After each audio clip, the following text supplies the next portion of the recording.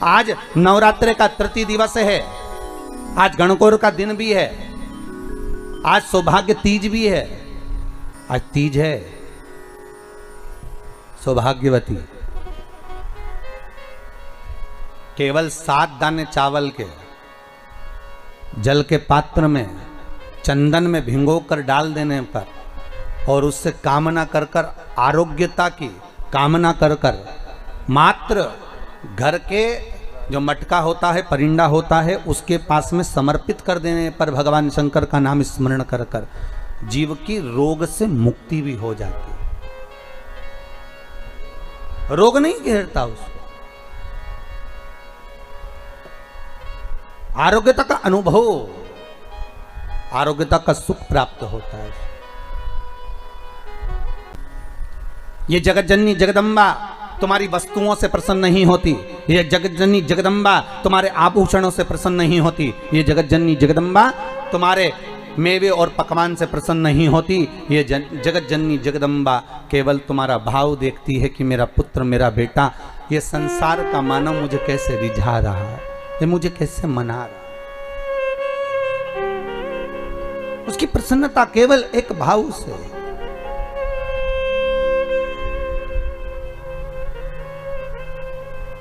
शिव महापुराण के लिए लोग कहते हैं, कई लोगों के, कई विप्रजन, कई ब्राह्मण जन भी पूछते हैं, गुरुदेव ये बताओ कि इतने सारे उपाय आप बताते हो पुराणों में से निकाल कर, और हम भी प्रयास करें इसको निकालने के लिए, तो हम कौन सी पुराणों में ढूंढे? तो आपसे भी निवेदन है, स्कंद पुराण से निकालिए, लिंग पुराण से निकालिए, नर्मदा पुराण से निकालिए, देवी भागवत से निकालिए, श्रीमद् भागवत से निकालिए, शिव महापुराण से निकालिए, गर्ग संहिता से निकालिए, पद्म पुराण से निकालिए, राधा वल्लभी से निकालिए, एक एक पुराण में से, एक एक चरित्र में से। और तो और हम तो सहज भाषा में कहते हैं कि गीता प्रेस गोरखपुर की सारी गीता प्रेस गोरखपुर के अंक को लेकर आ जाइए, चाहे शिव अंक हो, चाहे सती अंक हो, चाहे पार्वती अंक हो, चाहे मानस अंक हो, चाहे धेनु अंक हो, एक एक भगवान गीता प्रेस का एक एक अंक खरीद कर लेकर आओ, कल्याण का एक एक अंक तुम्हारे पास में लेकर आओ, और उस अंक में से एक एक उपाय को निकालने का प्रयास करो। आपको सारे उपाय मिल जाएंगे जो इस व्यासपीठ से बताए जाते हैं। सारे उपाय आपके सामने आ जाएंगे कि जो व्यासपीठ से दिए गए, सारे उपाय आपके सम्मुख में, आप निकालो और उसको पढ़ो और उसको लाइए। बस दबा दिया गया। आज ढोंग, प्रपंच, छल ने, दुनिया के लोगों ने शिव महापुराण के उपायों को, शंकर की कथा को दबा दिया था। सारी पुराणें होती थी पर शंकर की पुराण नहीं होती थी महाराज, दबा दिया गया था। और शिव महापुराण को केवल जगत में लेकर आना चाहते हैं कि शंकर को दुनिया पहचाने, शिव की साक्षी को पहचाने। शंकर है क्या, शिव का अनुमोदन क्या है? दुनिया के लोग टीवी के माध्यम से फिल्मों का निर्माण कर कर कह देते हैं कि इस पर दूध चढ़ाना, क्यों चढ़ा रहे हो, गरीब बच्चे को दूध पिला दो, ऐसा क्यों कर रहे हो? उस शंकर को जगत तक पहुंचाना है कि शंकर पर दूध क्यों चढ़ाया जाता है, शंकर पर दही क्यों चढ़ाया जाता है, शंकर पर जल क्यों चढ़ाया जाता है, शंकर पर बेलपत्री का महत्व क्या है, शंकर पर शमी पत्र का महत्व क्या है, क्यों शंकर भगवान को शमी के वृक्ष का मात्र 7 फूल चढ़ा देने पर व्यक्ति की मनोकामना पूर्ण हो जाती है, क्यों कहा जाता है? उसको निकालो, उसको समझो, उसको पढ़ो, उसको अपने जीवन में उतारो। सारे देवी देवताओं को बहुत सा सामान चाहिए होगा, पर मेरे विश्वनाथ को कुछ नहीं चाहिए, मेरे शंकर को चाहिए क्या? अगर आपके जीवन में ऐसा लगे कि बहुत बड़ी बीमारी आ गई और आपके घर का व्यक्ति वेंटिलेटर पर पड़ा हुआ है, तो शमी के वृक्ष के फूल ले आओ 7, और शमी के वृक्ष के 7 फूल लाकर एक एक फूल शंकर भगवान को श्री शिवाय नमस्तुभ्यम कहकर उस व्यक्ति के लिए जो पड़ा हुआ है, अंतिम सांसें गिन रहा है, जिसको अटैक आ गया, अंतिम सांसों में जो गिन रहा है, उसके नाम से भगवान शंकर पर चढ़ाना प्रारंभ कर दो। मात्र 7 पुष्प, उस शमी के वृक्ष के 7 पुष्प आप शिव को समर्पित करिए, उसका नाम और गोत्र बोलकर, और भगवान शंकर का मूल मंत्र श्री शिवाय, जम के बोलिए श्री शिवाय नमस्तुभ्यम बोलकर एक एक शमी का फूल शंकर पर चढ़ाना प्रारंभ कर दो। फिर आगे वो विश्वनाथ की मर्जी है, वो प्राण कैसे लेकर वापिस आता है, उस काल से छुड़ाकर महाकाल कैसे लाता है, ये वो जाने। आपका फर्ज केवल आप अदा करिए, जब अंत में डॉक्टर भी हार जाते हैं, जब अंत में डॉक्टर भी कह देते हैं कि अब हमारे बस का नहीं है, अब तो उस परमात्मा के हाथ में, मतलब डॉक्टर को भी मालूम है कि एक और डॉक्टर बैठा हुआ, एक डॉक्टर और है, वो बस वो थोड़ा सा दूर तो रहता है पर करीब भी बहुत है। कई लोग कहते हैं गुरुजी वो कैलाश पर रहता है बहुत, तो उनको बुलाएंगे तो आएंगे। हमने कहा कैलाश पर तो रहता ही नहीं है, जहाँ भक्त है वहाँ भगवान, वो दूर तो रहता ही नहीं। आप तो बस केवल उसको बुलाने का प्रयास करिए, आप दिल से बस उसको हाजिर, वो दिल से बुलाओ तो उसको। अभी एक ये प्रश्न है, देखो आप, संजीत जी द्विवेदी हैं, भगवा शिवनगर से, प्रतापगढ़ से हैं। कहाँ बैठे हैं? अच्छा, संजीव जी आप ही हैं। आपने एक प्रश्न किया है गुरुदेव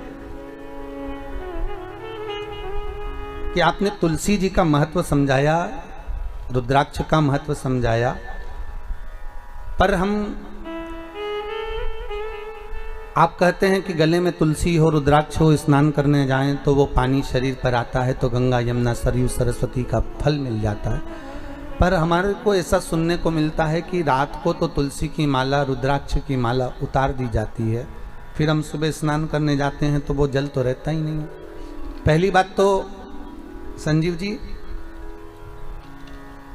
शिव महापुराण की कथा कहती है कि इस श्वास का कोई भरोसा नहीं है, हर पल जपो। तो यहां शास्त्र कहता है कि गले में जो तुमने तुलसी की माला धारण करी है या रुद्राक्ष पहना है, उसको उतारने का महत्व नहीं है कहीं पर भी, कि आप इसको उतार को रात पर सोइए। बैठिए, बहुत सुंदर प्रश्न करा आपने, जगत कल्याण के लिए। ये सभी के मन में प्रश्न आता है कि हम तुलसी की माला पहने या हम रुद्राक्ष, बैठिए, रुद्राक्ष की माला पहने तो हम रात को उतार दें? कौन कहता है? आप तो तुलसी और रुद्राक्ष कभी शमशान में भी आप पहनकर चले गए, कभी हॉस्पिटल में भी आप पहनकर चले गए, कभी किसी सूतक सुए के घर में भी आप पहनकर चले गए, तो ना तो तुलसी ना रुद्राक्ष ये दोनों कभी अशुद्ध नहीं होते। जैसे गंगा का जल जहाँ भी रख दो वो हमेशा शुद्ध ही रहता है, उसी तरह तुलसी और रुद्राक्ष भी शुद्ध है, वो कभी अशुद्ध नहीं होते। कौन कहे आपसे कि आप इसको उतारो और मालूम पड़े अपन उतार के रात को सो और रात के प्राण निकल गए तो? भाई जीवन का क्या भरोसा है? कौन ने देखा, किसने देखा, कब देखा? तो यहाँ तो शास्त्र कहता है कि बिना तुलसी के भगवान जब भोग ग्रहण नहीं करता तो बिना तुलसी के भगवान तुम्हें बैकुंठ कैसे घुसने देगा, प्रवेश कैसे देगा? बिना बेलपत्री के शंकर कुछ अंगीकार नहीं करता तो बिना रुद्राक्ष के शिव कैलाश कैसे लेकर जाएगा? और प्राण अगर रात को निकल गए तो? इसलिए शिव महापुराण की कथा कहती है कि गले में अगर तुलसी की माला होगी, रुद्राक्ष की माला होगी तो कम से कम ये काम तो आ जाएगी। नहीं तो मरने के बाद, ईमानदारी से बोलना रे, जितने लोग टीवी पर कथा सुन रहे, मरने के बाद व्यक्ति जिस गद्दे पर सोता है वो गद्दा बाहर फेंक दिया जाता है। बोलो सही है कि गलत है? अच्छे से तो बोलो, सही है? व्यक्ति जिस दरी पर मरा उस दरी को बाहर फेंक दिया जाता है। व्यक्ति जिस चादर को ओढ़कर मरा वो चादर बाहर फेंक दी जाती है।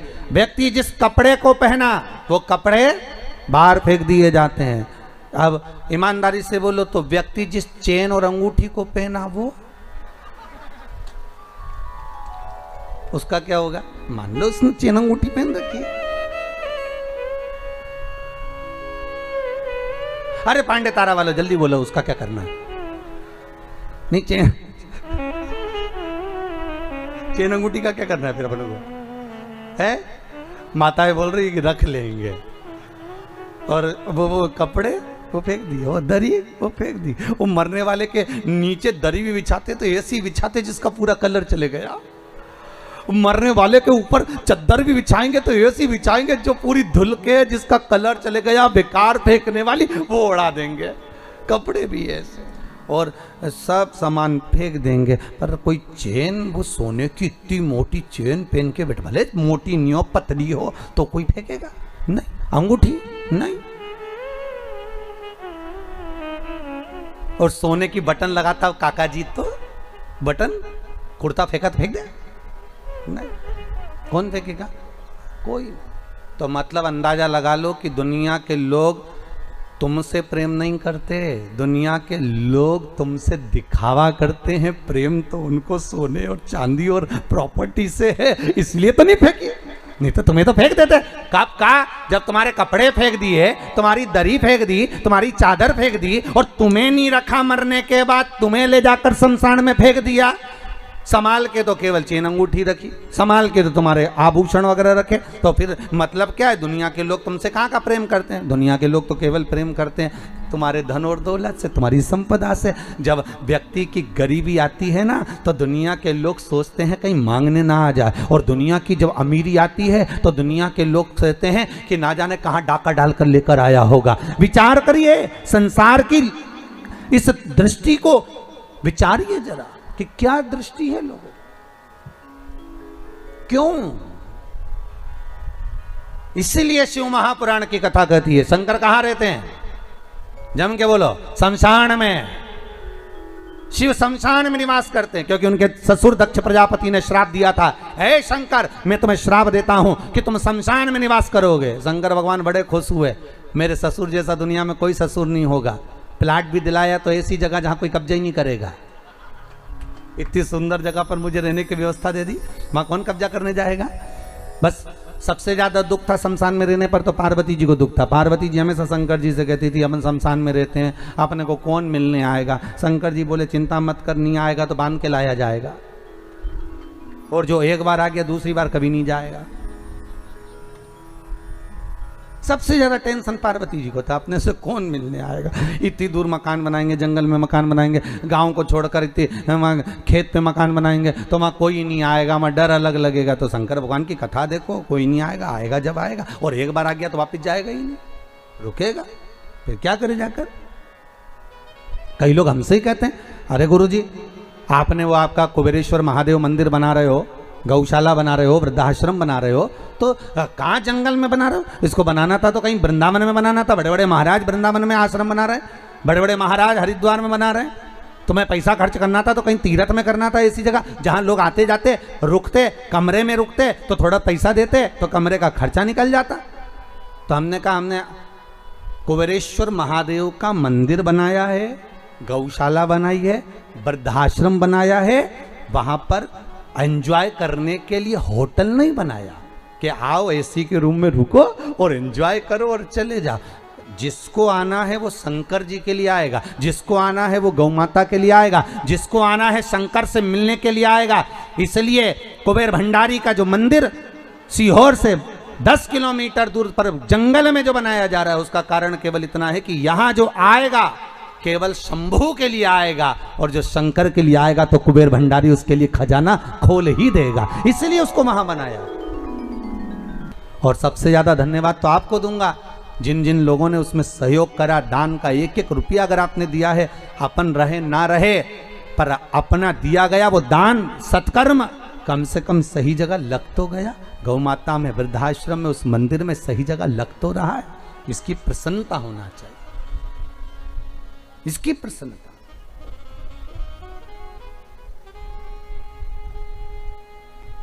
अपनी चित्तवृत्ति, अपना मन बनाओ।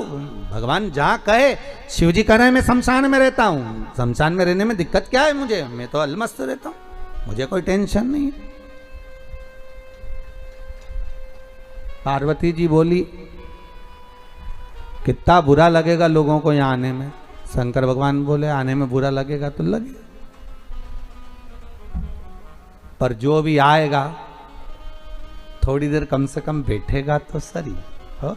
लोगों के पास फुर्सत नहीं आज के ज़माने में 5 मिनट बैठने की, पर शमशान में आएगा तो थोड़ी देर बैठेगा, ये पक्का।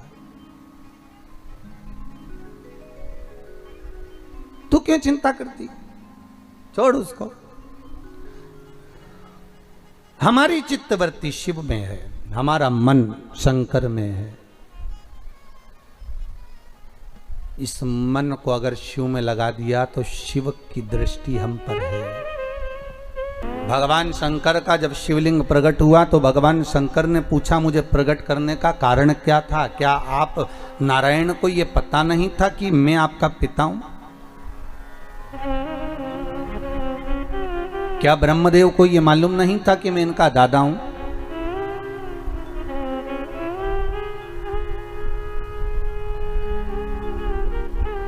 जैसे शिवलिंग प्रकट हुआ, उस शिवलिंग को देखकर स्वतः भगवान शंकर कह रहे हैं कि तुम मुझे जानने का प्रयास कर रहे हो। नहीं नहीं प्रभु, जानना तो हमको है नहीं, जाने जिसके मन में संशय हो।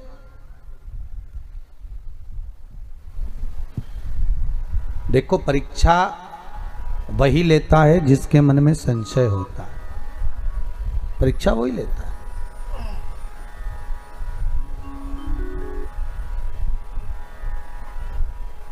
परीक्षा वो ले जिसके मन में संशय हो। यहां तो संशय है ही नहीं बाबा के प्रति, क्या संशय करें।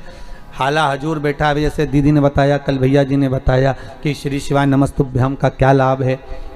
घुटनों में तकलीफ थी, बाबा की पूजन करने का क्या लाभ है। यहाँ कोई विशेष कोई तंत्र विद्या तो होती नहीं है, कोई जादू टोना तो होता नहीं। यहाँ तो बस कह देते हैं कि आप शिव जी का अनुमोदन करो, आप शंकर का स्मरण करो और आप शिव भक्ति में डूबे रहो। बस जितना शिव का नाम लोगे, जितना शंकर का अनुमोदन करोगे, जितना शिव भक्ति में डूबोगे, उतना सुख मिलेगा।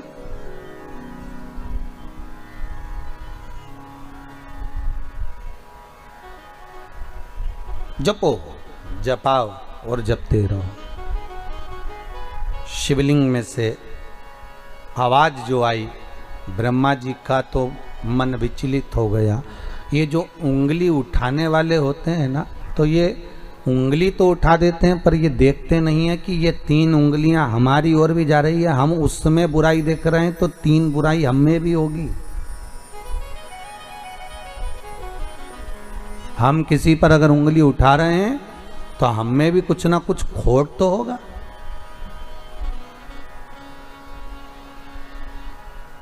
अब ब्रह्मदेव तो कह दिए, ये आकाशवाणी झूठी लगती है मुझे तो। शंकर भगवान ठहाका लगाकर हंसे, शिवलिंग में से आवाज आई, अरे ब्रह्मदेव तुम मुझसे कह रहे हो कि आकाशवाणी झूठी है? हाँ,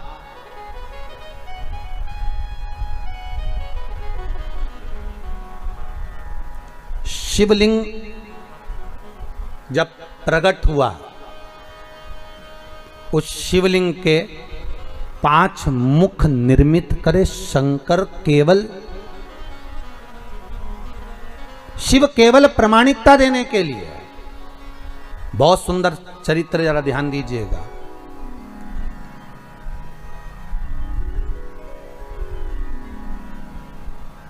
शंकर कह रहे हैं तुम मुझे जानते नहीं हो? नहीं, मैं तो समझता ही नहीं। आप शंकर भगवान विष्णु के पिता हो सकते हो, ये मैं नहीं मान सकता।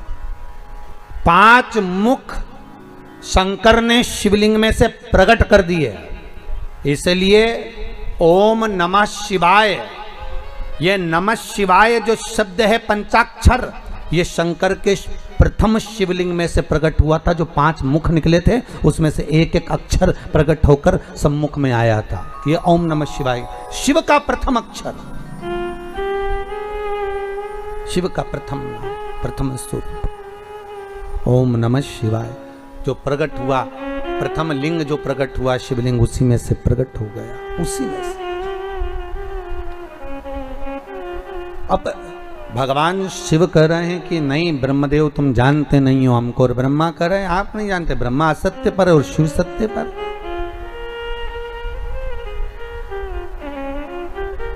कितने प्रमाण भगवान शंकर ने ब्रह्मा को दे दिए, पर ब्रह्मा मानने को तैयार नहीं। शिव जी जान गए कि अब सत्य के लिए प्रमाण की जरूरत नहीं पड़ना, अब प्रमाण देगा ब्रह्मा असत्य के लिए। शंकर जी ने ब्रह्मा जी की बुद्धि ऐसी कर दी कि ब्रह्मदेव भगवान विष्णु से बोले अगर ये आपके पिता हैं तो आपके पिताजी के चरण कहाँ हैं और सिर कहाँ है? इस शिवलिंग का सिर देखने के लिए मैं जाऊंगा।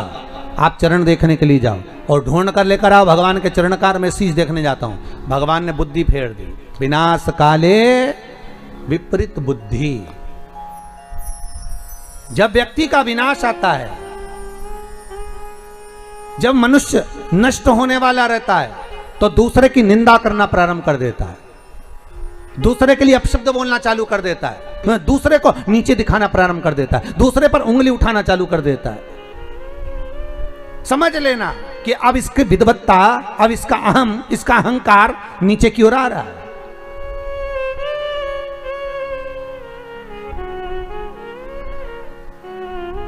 उठाओ उंगली, मना नहीं है, पर पहले सबूत सामने रखो।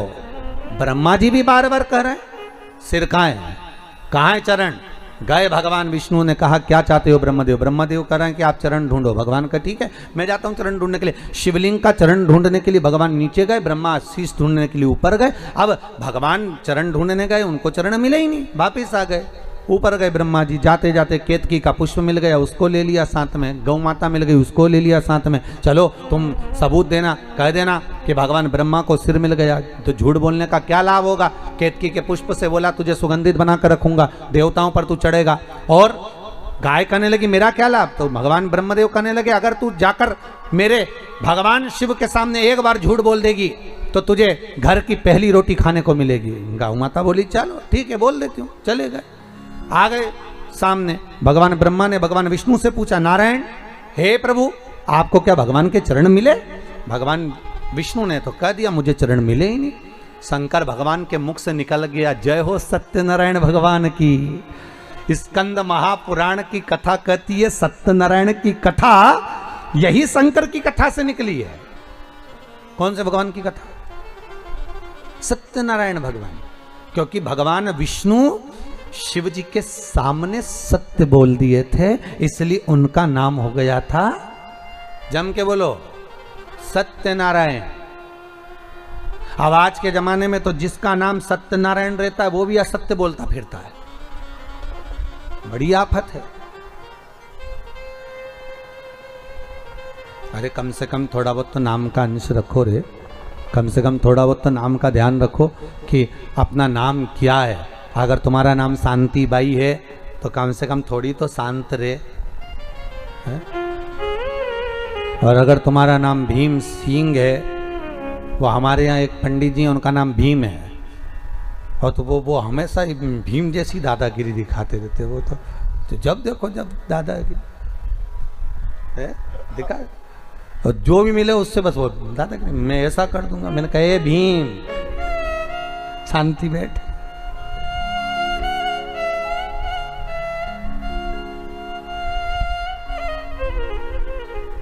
शांति बैठ।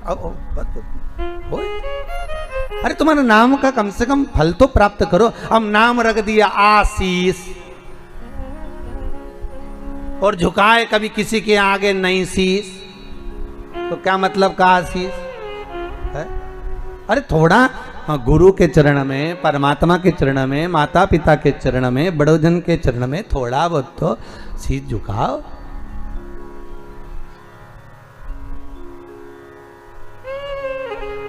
थोड़ी नम्रता महाराज। प्रेम हो जहां, स्नेह हो जहां। झूठ बोल रहे हैं। भगवान सत्यनारायण सत्यनारायण हो गए। ब्रह्मा जी ने कहा आपको चरण नहीं मिले? नहीं। भगवान विष्णु ने पूछ लिया आपको भगवान शंकर का सिर मिला क्या? ब्रह्मा जी बोले बिल्कुल मेरे को तो मिला। अब एक बार अगर कहीं का व्यक्ति झूठ बोल देना तो उसको फिर झूठी झूठ बोलना पड़ता है। एक जगह हम कथा करने गए तो हमने उनकी सास से पूछ लिया तुम्हारी बहू नहीं आ रही कथा में? क्या गुरुजी अब क्या बताएं, बच्चों की पढ़ाई चल रही। अच्छा, एग्जाम का टाइम आ गया, बच्चों के 2 पेपर हो गए तो पढ़ाई। हमने कहा ठीक है। अब हम उनके पड़ोस में पधरावनी के लिए गए। अब वो माने नहीं तो हम पड़ोस में चले गए तो इनकी बहू आ गई और बहू मिली तो बहू से कहा हमने, कहा क्यों तुम कथा में नहीं आ रही? तो क्या अम्मा से कहा था हमने कि हमको कथा में ले चलो। तो अम्मा बोली तू क्या करेगी कथा में जाके, हमको नहीं ले गई। तो हमने कहा तुम्हारी अम्मा तो बोल रही थी कि बच्चों के एग्जाम चल रहे हैं, 2 पेपर हो गए, इतने में तो डोकरी आ गई। और जो बूढ़ी अम्मा आई, हमने अम्मा से कहा क्यों रही डोकरी, झूठ बोले, क्यों झूठ बोल रही हो कि बच्चों के पेपर चल रहा है? अरे महाराज मैं मेरे बच्चों की थोड़ी ना कह रही थी, तो मैं तो पड़ोसी के बच्चे की कह रही थी। इनको वाह रे गजब। ये तो उसी में का हाल है जैसे एक अम्मा रोज बेचारी लकड़ी लेने जाए, रोज थक जाए, थकने के बाद भगवान से कहे भगवान मैं तो बहुत थक गई, तू तो मुझे उठा ले, अब तो संसार से उठा ले, अब मुझे रहना ही नहीं, तू तो उठा ले। एक दिन लक्ष्मी जी ने भगवान विष्णु से कहा भगवान ये रोज रोज कहती है उठा ले उठा ले, उठा ला। तो भगवान बोले कोई झाड़ू है जो उठा ले, परंतु रोज रोज तो कह रही ना उठा ले उठा ले। तो भगवान कहा ठीक है अब कल बोलेगी तो उठा लाऊंगा। और इसने कल फिर हे भगवान मैं तो थक गई, संसार में आकर फंस गई, तो मुझे उठा ले। भगवान सामने प्रकट हो गए, अम्मा चल मैं तुझे उठाने आया। अम्मा बोली मैं मेरी थोड़ी ना कह रही, लकड़ी का गट्ठा उठा ले, ये लकड़ी का गट्ठा उठा, मैं मेरी थोड़ी ना कह रही। अम्मा बोले तू तो मेरे पीछे बढ़ गया, मुझे उठाने आ गया, फालतू हूं मैं। भगवान लक्ष्मी जी को देख के बोले बहुत चतुर है, पांडे तारा की है, साधारण नहीं है, कोई उठे।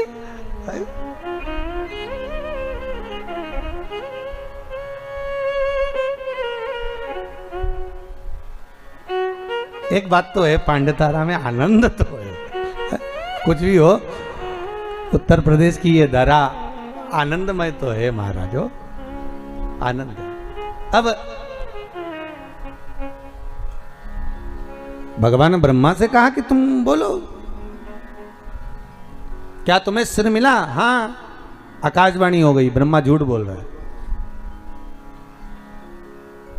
ब्रह्मदेव असत्य बोल रहे हैं। असत्य बोल रहे हैं? हाँ ब्रह्मा जी बोले आकाशवाणी झूठी है, ना मानो तो पूछ लो ये केतकी के पुष्प से। केतकी के पुष्प को भगवान ने लिया और पूछा क्यों केतकी के पुष्प? क्या ब्रह्मा जी को सिर मिला? क्या ब्रह्मा जी को मस्तक मिला?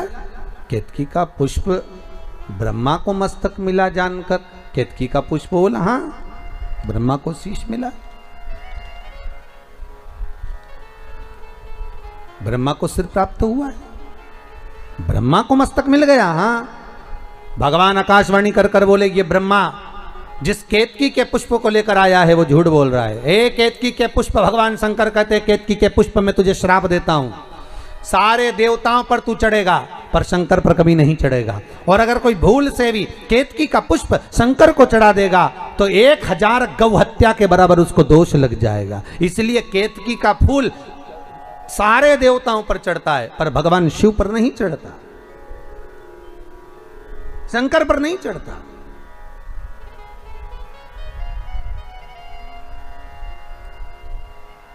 शिव को प्रिय है पुष्प में आंक का पुष्प, जो आंकड़े का पुष्प होता है शंकर को बड़ा प्रिय है। और दूसरे नंबर पर शंकर को प्रिय है शमी का पुष्प, बहुत ध्यान देना महाराज। तीसरे नंबर पर शंकर को प्रिय है महाराज सरसों का पुष्प। सरसों होती है ना जो राई अपन बोते हैं, सरसों बोते, उसमें पीले कलर का जो पुष्प लगता है।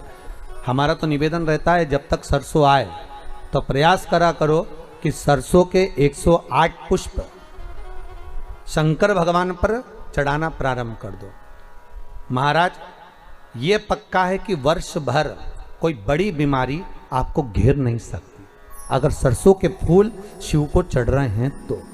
और प्रयास करना कि सरसों का जो पुष्प होता है, सरसों का जो फूल होता है महाराज, अगर कोई व्यक्ति को किडनी या लीवर से जुड़ी हुई कोई तकलीफ होती है या किसी व्यक्ति का एक्सीडेंट हो गया होता है और उसका कोई अंग रह गया हो, कोई शरीर का कोई भाग रह गया और वो काम नहीं कर रहा हो, जैसे किसी के पांव रह जाते हैं एक्सीडेंट के बाद, किसी का हाथ रह जाता है या कोई अंग काम नहीं कर रहा हो, वहाँ ब्लड पहुँच नहीं रहा हो, वो जगह एकदम सुन्न हो गई हो, खाली पड़ गई हो, तो उसके लिए शिव महापुराण की कथा कहती है कि सरसों के पुष्प 11 शंकर जी के राइट भाग में, जहाँ शिव जी के गण दरवाजे के द्वारपाल मणिभद्र जिस जगह पर निवास करते हैं, कौन निवास करते हैं?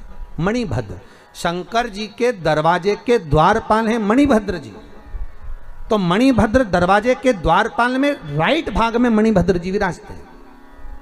मतलब राइट भाग कौन सा हुआ? जब आप मंदिर से बाहर निकलेंगे तो राइट भाग, मंदिर में प्रवेश करेंगे जब राइट नहीं होना चाहिए, आप मंदिर से जब जाएं तो राइट भाग। मतलब आप मंदिर से राइट से जाएंगे तो शंकर जी का भी राइट हो जाएगा, क्योंकि शिव जी ऐसे बैठे हैं तो शंकर जी का भी राइट हो गया, देवता उनका भी राइट हो गया।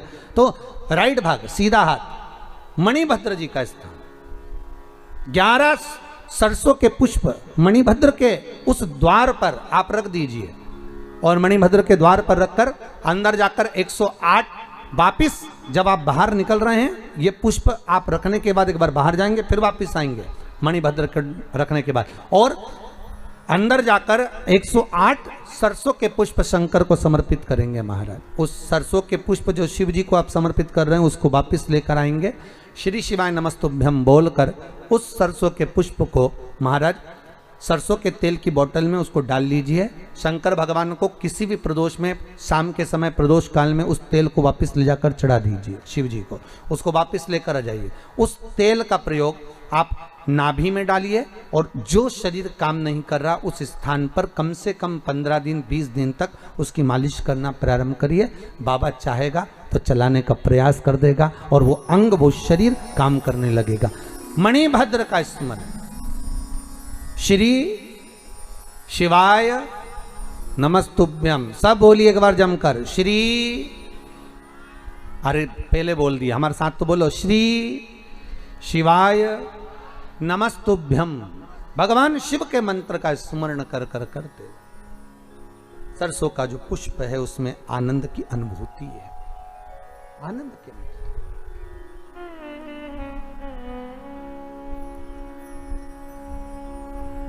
महाराज शिव औघड़ी है, शंकर औघड़ी, भगवान शिव कह रहे हैं, भगवान शिव बोल रहे हैं, अरे ब्रह्मा तुम झूठ बोल रहे हो, और तुम केतकी के पुष्प को लेकर आए, ये भी झूठ बोल रहा है। असत्य बोलने वाला व्यक्ति असत्य सिखाकर लगता है।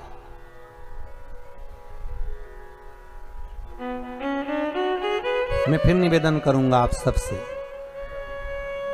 पूरे महीने आप सत्य नहीं बोल सकते ना, मत बोलो। पूरे महीने में कम से कम एक हफ्ता बना लो कि मेरे को इस हफ्ते में सत्य बोलना। एक हफ्ते भी सत्य नहीं बोल सकते तो निवेदन है कोई 2 दिन ऐसा बना लो कि मैं 2 दिन सत्य बोलूंगा। 2 दिन सत्य नहीं बोल सकते तो शिव महापुराण की कथा कहती है कम से कम 1 दिन ऐसा बना लो कि मैं सत्य बोलूंगा। 1 दिन नहीं बना सकते तो कम से कम 2 घंटा ऐसा बना लो कि मैं सत्य बोलूंगा। 2 घंटा नहीं बना सकते तो कम से कम 1 घंटा बना लो कि मुझे सत्य सुबह 8 बजे से लेकर 9 बजे तक सत्य बोलूंगा। पर किसी को बताना मत ही सत्य तुम कि 1 घंटे में इसी समय पर सत्य बोलता हूं, नहीं तो उस समय पर पत्नी आ गई और उसने कुछ पूछ लिया तो अच्छा आपत तुम्हारी है, फिर सत्य।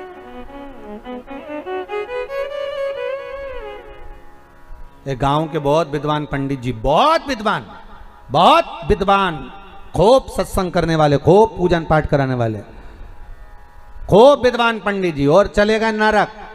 तो गांव के लोग कुछ मरने के बाद नरक गए तो उन्होंने अपने पंडित जी को देखा, पंडित जी तुम यहाँ? पंडित जी बोले आओ। तो तुम्हें तो स्वर्ग जाना था, तुम नरक क्या कर रहे हो? पंडित जी बोले पत्नी के कारण आया। तो पत्नी ने कैसे भेज दिया कि रोज तैयार होके मेरे सामने आके पूछती थी मैं कैसी लग रही। अब रोज मुझे झूठ बोलना पड़ता था कि तू बहुत अच्छी लग रही, भले बुरी लगे तो भी कहना पड़ता था कि अच्छी लग रही। अब उसके चक्कर में बेचारा नरक चले गए। तो तुमसे निवेदन है तुम भी अपने पति से कभी मत पूछा करो मैं कैसी लग रही। एक आध दिन सुबह के समय पर अगर वो सत्यवादी बनकर मुंह से बोल दिया, जैसे तुमने आकर पूछा क्यों जी कैसी लग रही, और पति बोल दे ऐसी लग रही जैसे हरी घास में भैंस चर रही, अब कितना बुरा लगेगा। तो इसलिए सत्य बेचारा बोल भी नहीं पाता कि बोले तो सत्य कैसे बोले।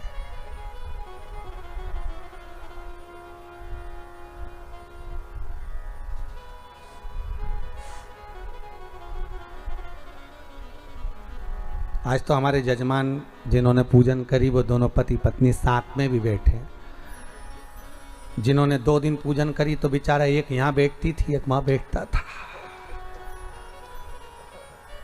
तो हम भी टेंशन में रहते थे कि आखिर ये दोनों अलग अलग क्यों बैठे, बड़ा सोचना पड़ता था। हर हर भगवान शिव ओघड़दानी सत्य की मूर्त है। आप ना बोल सके थोड़ा सत्य बोलिए साहब, अपनी जिंदगी को सत्यमय जीने का प्रयास करिए। सत्यम शिवम सुंदर, जीवन में सत्य आएगा तो शिव मिल जाएगा, और शिव मिल गया तो जीवन सुंदर बन जाएगा। आप रूप अपनी जिंदगी आनंदमय हो जाएगी। जीवन को सुंदर बनाने के लिए सत्य की मूर्ति बनना प्रयास करिएगा। हमारे मन में जो आए हम सत्य कह दें, हमारे मुख पर जो आए सत्य कह दें। मरने के बाद तो लोग बोलेंगे राम नाम सत्य। अरे बोलो तो सही, तुम तो घबरा गए। बोलो राम नाम सत्य है। मरने के बाद दुनिया बोलेगी, और जब दुनिया बोलेगी तो अपन तो बोल ही नहीं पाएंगे, क्योंकि अपन तो लेटे होंगे।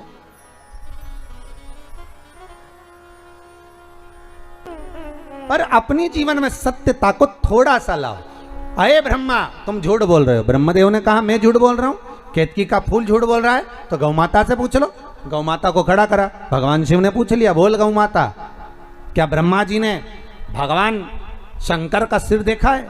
तो गौ माता बोली हाँ ब्रह्मा जी ने सिर देखा। अब तो भगवान शिव को क्रोध आ गया। अरे गौ माता तू जगत की मां कहलाती है, दुनिया के लोग तुझे पूछते हैं गौ माता, और तू कह रही है कि शंकर जी का सिर ब्रह्मा ने देखा है। मेरे सामने इस शंकर की साक्षी में तूने झूठ बोला है गौ माता। मैं तुझे श्राप देता हूं गौ माता, तेरा पूरा शरीर पूजा जाएगा पर तेरा मुख अपूज्य माना जाएगा।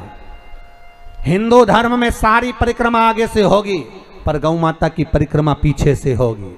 हिंदू धर्म में सारा दान, कन्यादान, वस्त्रदान, मुद्रादान, स्वर्णदान, अन्नदान, सारा दान आगे से होगा, पर गाय का दान पूंछ पकड़कर पीछे से होगा, क्योंकि तूने झूठ बोला है,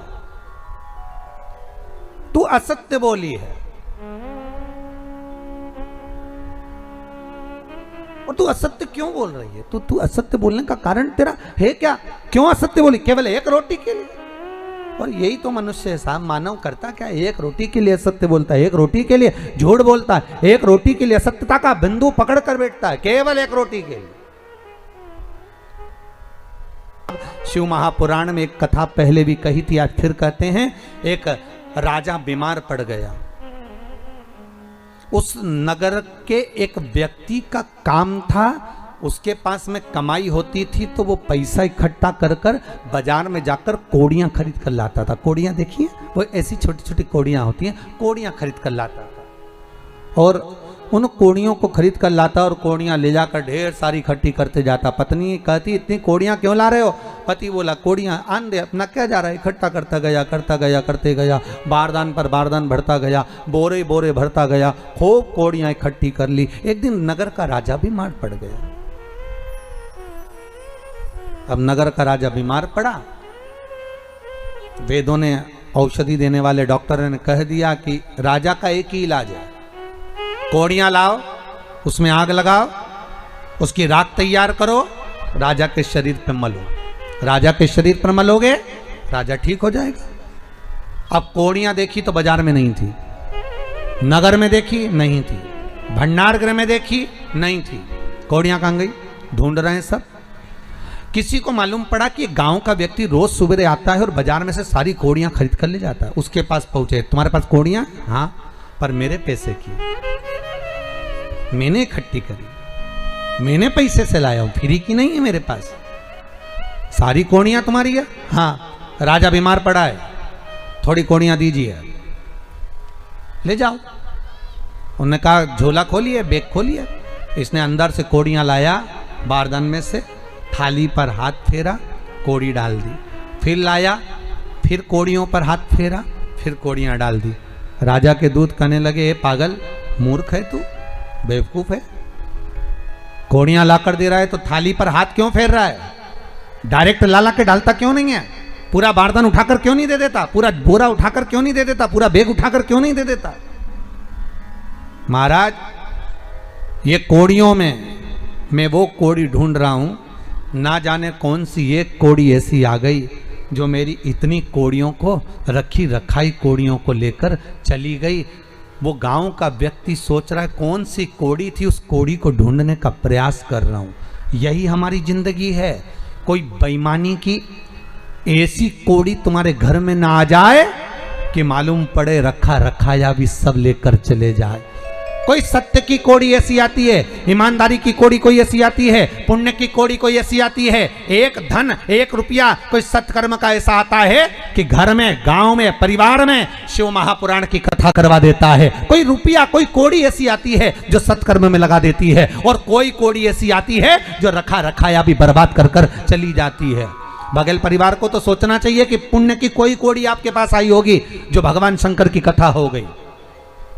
तो कोई ऐसा धन मत कमाना, दुनिया का सपोर्ट करो, सहायता करो कि कोई धन ऐसा ना आ जाए कि मालूम पड़े हमारा रखा रखाया भी चला जाए, हमारी पूंजी, हमारा जीवन सब समाप्त हो जाए। उस कोड़ी को ढूंढना फिर मत करो एक का दो,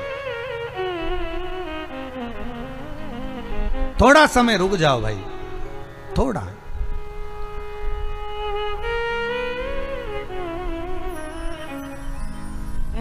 बहुत विचित्र समय, थोड़ा सा निकालो, अपने से बन जाए, थोड़ा सहयोग कर दो।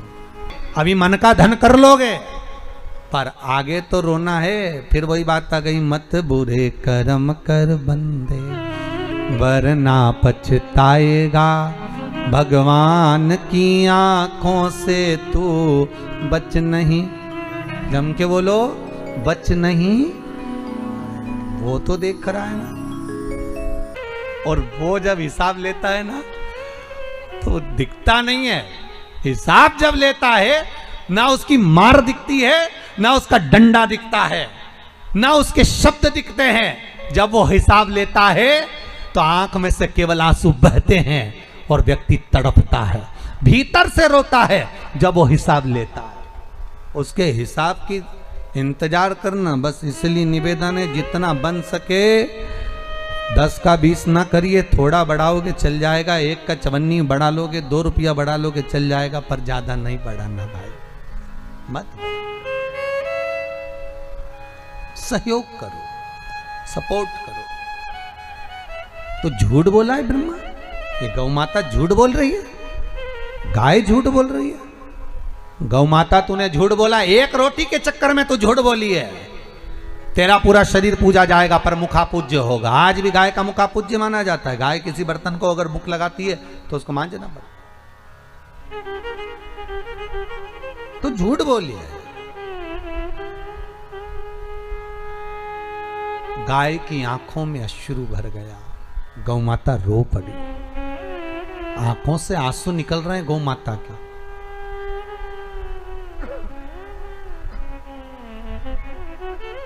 केवल मनुष्य नहीं रोता, केवल मानव की ही आंख में आंसू नहीं आते, जीव भी रोता है, जीव भी रोता है।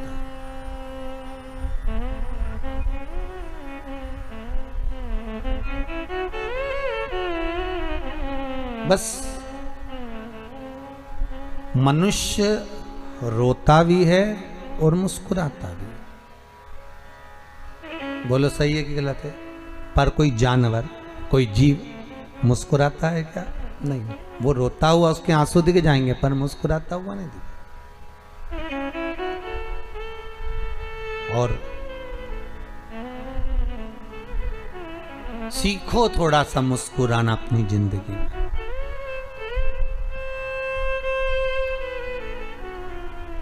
रोने की कला सिखाई नहीं जाती, भगवान पैदा करते से ही भेज देता है कि रोना है। रोना कोई सिखाता है क्या? अरे बोलो जम के। रोने की कला कोई नहीं सिखाता।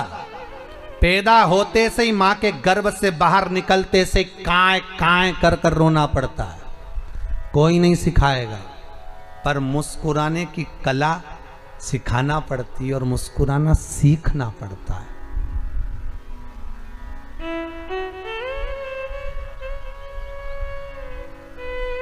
वो सीखना पड़ेगा।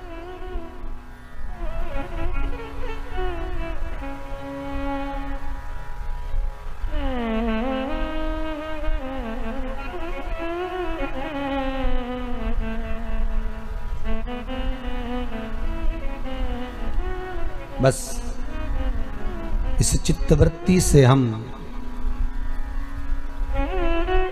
अपने भी चेहरे पर प्रसन्नता लाएं और दूसरे के चेहरे पर भी प्रसन्नता लाएं। ब्रह्मा, तुम्हारी जरा सी गलती में तुमने झूठ में शामिल करा गौ माता को, केतकी को शामिल करा, आखिर में उनको रोना पड़ा। ये रोना दूसरे की संगत से हो रहा है।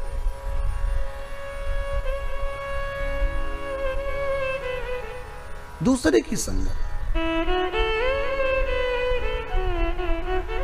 किसी ऐसे का संग मत पकड़ना कि बाद में रोना पड़े।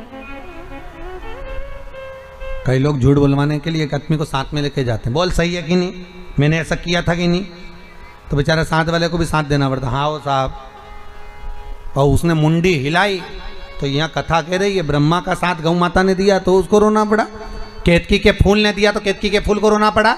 झूठ बोलने का साथ कभी मत दो, सत्य बोलने का प्रूफ देने के लिए अगर कोई बुलाए तो चले जाना, पर झूठ बोल ऐसा हुआ कि नहीं, और उसको भी झूठ बोलना पता, हाँ सब हाँ।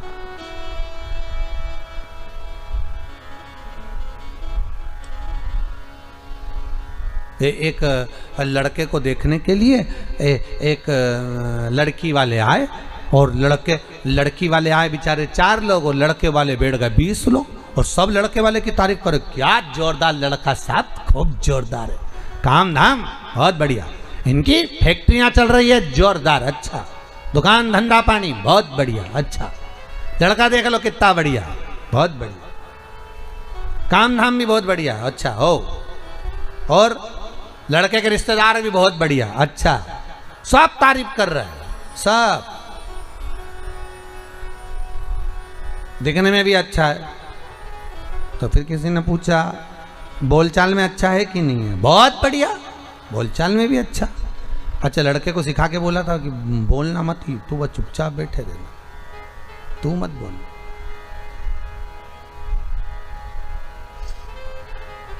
अब वो लड़की की एक छोटी बहन साथ में आई थी।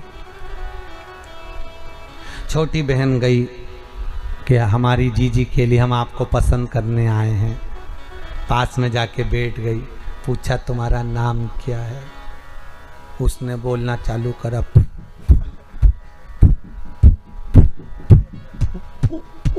फूलचंद। 1 घंटे तक तो फूफू बोला और बाद में बोला फूलचंद। लड़की वापिस आकर अपने मम्मी से बोली है अटका है, अटका है।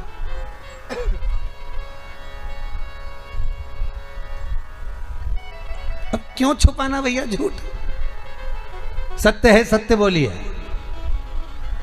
हम तो कई बार कहते हैं दिवाली मिलने जाओ तो हैप्पी दिवाली मत बोलिए, हम कई बार कहते हैं होली मिलने जाओ तो हैप्पी होली मत कहिए, डायरेक्ट जाकर कहिए राम नाम सत्य है। व्यक्ति जिंदगी में थोड़ा सत्यमय जीवन जिए, अच्छा जिए।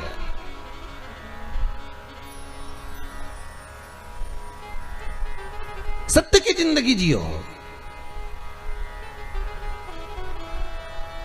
और उस परमात्मा के सामने अपनी सारी गुनाहों को, उस परमात्मा के सामने अपने किए गए पापों को, हमारा निवेदन रहता है शंकर के मंदिर में जब जाओ एकांत में बैठकर बाबा को अपनी सारी गुनाहें गिनवा दो, अपनी सारी गलतियां गिनवा दो। मैं पापी, मैं कपटी, मैं छली, मैं प्रपंची, मैंने बहुत गलत काम किया है, पर हूं तो आपका हूं। आपने बनाया, आपने पैदा करा और आपने जैसा बनाकर भेदा मैं वैसा हूं। बाबा से करो, विनती करो, निवेदन करो। अरे भाई, एक व्यक्ति निकल कर जा रहा था, गुलाब के फूल को देखा तो कहता है कितना सुंदर गुलाब का फूल है, पर इसमें कांटे नहीं होते तो कितना अच्छा होता। आगे गया, कोयल कूक रही थी, कितना सुंदर बोलती है, पर कोयल काली नहीं होती तो कितना अच्छा होता। समुद्र का जल देखा, इतना सुंदर पानी, पर खारा नहीं होता तो कितना अच्छा होता। हर एक चीज में अब देख रहा है, हर एक चीज में गलती देख रहा है। इतने में गुलाब का फूल, कोयल और समुद्र का जल, तीनों ने मिलकर कहा रे मनुष्य, तुझ में दूसरे की बुराई देखने की आदत नहीं होती तो तू कितना अच्छा होता। हम में ऐब देख रहा है, हम में बुराई देख रहा है कि कांटे नहीं होते, काली नहीं होती, खारा नहीं होता, पर अपने भीतर भी तो कपट देखो कि हमारे भीतर कितना भरा हुआ। हम कितने छली हैं, हम कितने कपटी हैं, हमारे भीतर कितना प्रपंच भरा है। अरे भाई, कहना सरल है पर धारण करना कठिन है।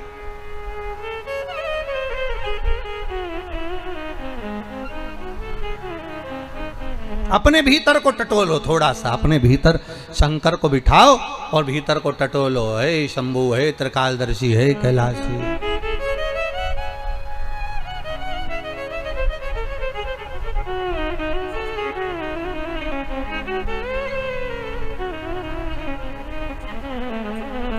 जीवन में लक्ष्य तत्व की निश्चितता हो, अपने हृदय चित्त वृत्ति में जो हमने किया वो भगवान के सामने प्रस्तुत हो, वो भगवान से कह दिया।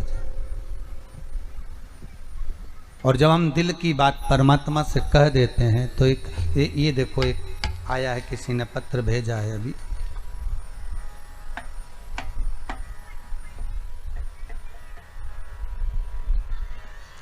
श्री रमाशंकर सिंह, पिता का नाम श्री मलखान सिंह, बघेवारा, भोजे मऊ, प्रतापगढ़ से आए। कहाँ बैठे?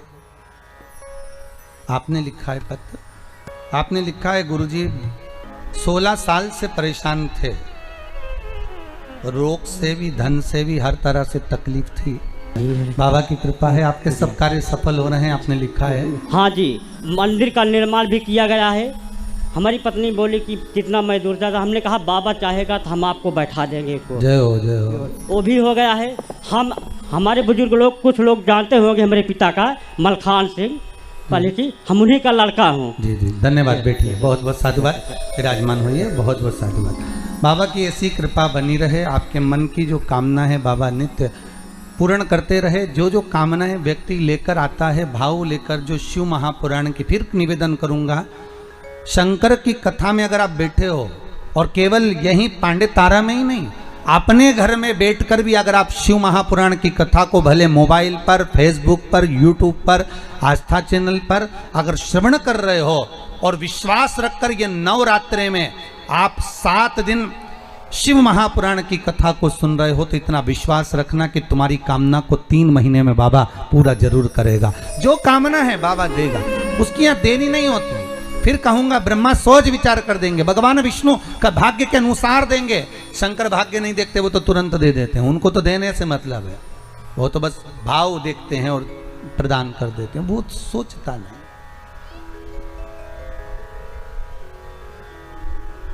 जिस कामना से आयो, एक बहन जी कोई काशी से आई हुई है महाराज, उनके पति का एक्सीडेंट हो गया था, पाँव में तकलीफ है, आप ही लोग आए हुए हैं। बाबा चाहेगा तो आज भले आप व्हील चेयर पर आए हैं, पर बाबा चाहेगा तो अगली कथा में जब भी मिलना होगा तो बाबा आपको पैदल लेकर आएगा, ये विश्वास रखिएगा। बाबा कृपा करे, भगवान की कथा रस तत्व ग्रहण करें।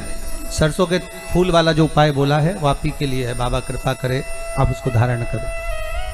भगवान शिव ओघड़ी है, शंकर दानी है, शंकर कृपालु है। रोइए मत, अब तो बाबा ने अच्छे दिन दिए हैं, बाबा की कृपा ही है ये, तो बाबा खुश बुलाया है। और हम तो कहते हैं बघेल परिवार ने अगर यहाँ बुलाया है तो आप लोगों की कुछ दुआ साथ होगी, इसलिए इस गांव में, इस जंगल के भीतर शिव महापुराण की कथा का रसास्वादन करने बैठे हैं। कहीं कृपा बाबा की। महाराज गौ माता भी झूठ बोल दी है, केतकी का पुष्प भी झूठ बोल दिया, ब्रह्मा फिर झूठ बोल दिए। भगवान शिव को क्रोध आ गया, अपने पैर के अंगूठे का नख तोड़कर फेंका, काल भैरव को प्रकट कर लिया, काट ब्रह्मा का सिर जिससे ये झूठ बोल रहा है। काल भैरव ने ब्रह्मा के सिर को काट दिया, जिस सिर से ब्रह्मा झूठ बोल रहे थे उस मुख को काट दिया। सिर लुढ़कता लुढ़कता गया, ब्रह्मा चुप नहीं हुए, झूठ बोलते चले जा रहे हैं कि आकाशवाणी झूठी है, आकाशवाणी झूठी है। रक्त के द्वारा एक नदी उत्पन्न हो गई जिसका नाम है कर्मनाशा। कर्मनाशा जो व्यक्ति के कर्मों का नाश कर देती है, इसलिए भारत की भूमि पर यूपी गवर्नमेंट ने बड़े बड़े बोर्ड इस कर्मनाशा नदी पर लगा कर रखे हैं कि इसमें हाथ ना धोइए, इसमें पाँव ना धोइए। ये वो नदी है जिसमें हाथ डालने से, पानी का छींटा लेने से कर्मों का नाश हो जाता है, पुण्य समाप्त हो जाते हैं। भगवान ब्रह्मदेव का शीश देखा, भगवान विष्णु ने शंकर जी से निवेदन करा कि इस शीश का करेंगे क्या, आप कृपा करिए।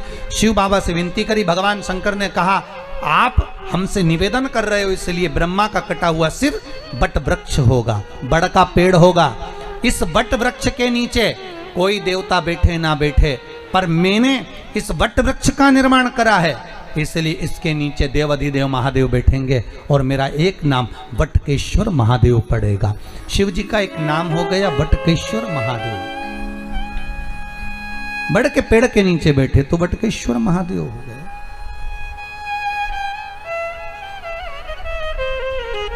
वटकेश्वर महादेव शिव का एक सुंदर भाव, एक सुंदर स्वरूप, एक सुंदर आनंद। वटकेश्वर महादेव, आपको पहले भी कथाओं में कहा कि कोई व्यक्ति अगर धन लेकर चला जाए, पैसा नहीं दे, तो वटकेश्वर का पूजन, बड़ के पेड़ की जड़ के नीचे शिव जी का पूजन 3 सोमवार करना। वो आपको पहले बताया है और हमारे YouTube पर भी डला हुआ है, आप उसको सुन सकते हैं, उसको निकाल कर आप कर सकते हैं, आपका पैसा वापिस आएगा। वटकेश्वर का आगे चरित्र आया, भगवान ब्रह्मा ने क्षमा मांगी, गलती हो गई प्रभु। क्षमा मांगने में कुछ नहीं जाता। आप लोगों से भी बारंबार निवेदन करते हैं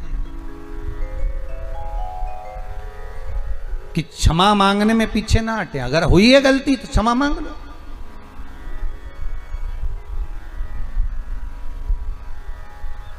क्या जा रहा है? पर एक छोटा सा शब्द है स्वारी, पर बोलने में लोगों की जिंदगी निकल जाती है केवल इस शब्द को बोलने में कि साहब गलती हो गई, हो गया होगा, हमारे मुख से निकल गया होगा, आप शब्द बोल दिया होगा, क्षमा कर दो, हो गए। और इतना सा शब्द बोल देना व्यक्ति तो बस वो ही आनंद हो जाए, इतना सा शब्द।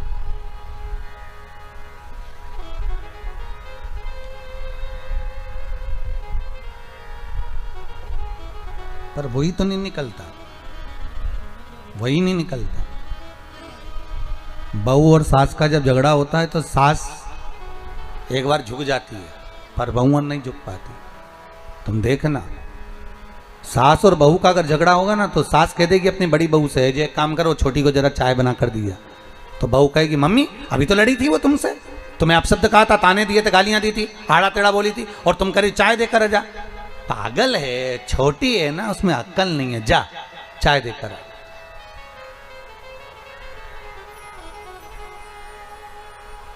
जाओ दियाओ जरा चाय।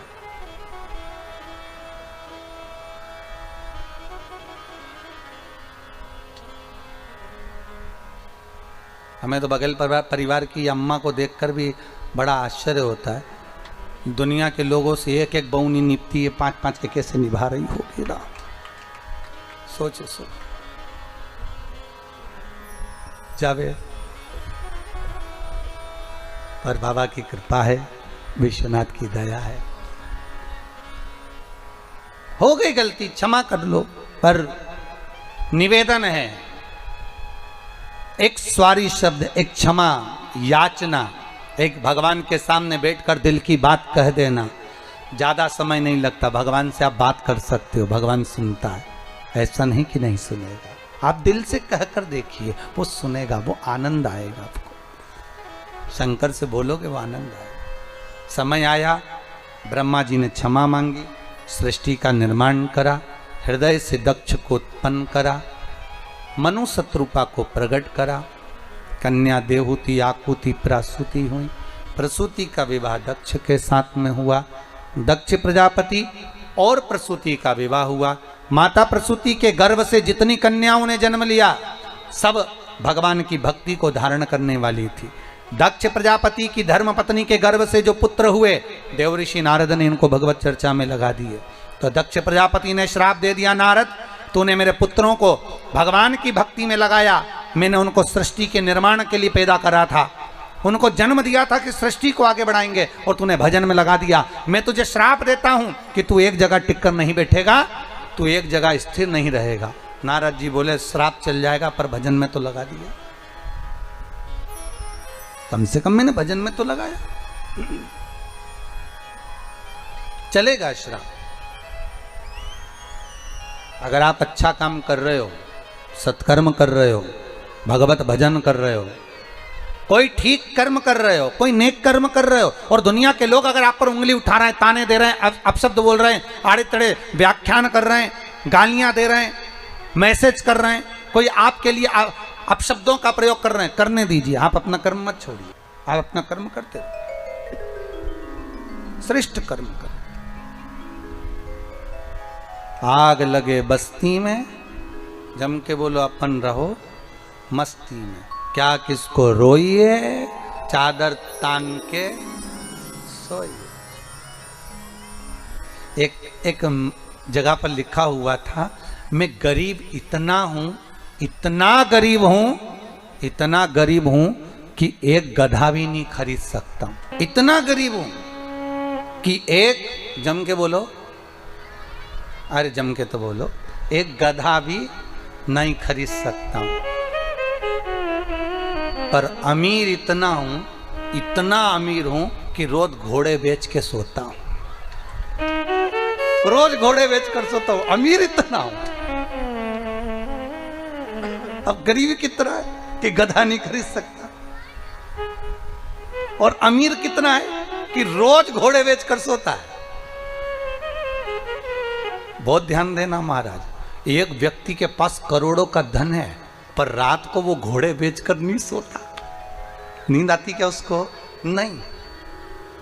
जिसके पास धन ज्यादा होता है उसकी नींद भगवान चुरा लेता है, वो घोड़े बेचकर नहीं सो पाता, उसको नींद ही नहीं आती। बीपी, शुगर, ब्लड प्रेशर सब ऊंचा नीचा होता रहता है। रात को भी सोएगा तो डॉक्टर से कहेगा नींद की गोली दे दो, डॉक्टर नींद की गोली भी देता है तो 2-3 घंटा नींद आती, 2:30 बजे फिर उल्लू जैसा उठ के बैठ जाता है, फिर वापस।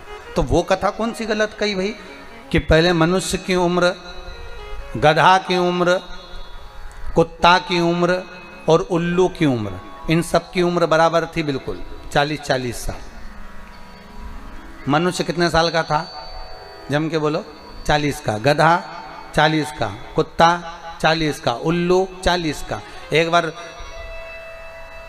गधा भगवान के पास गया, प्रभु मेरी उम्र 40 साल कर दी, मैं लोगों का बोझा ढोते रहूं, वजन ढोते रहूं, मेरी उम्र कम कर दो। भगवान ने कहा ठीक है गधा, आज से तू 20 साल का।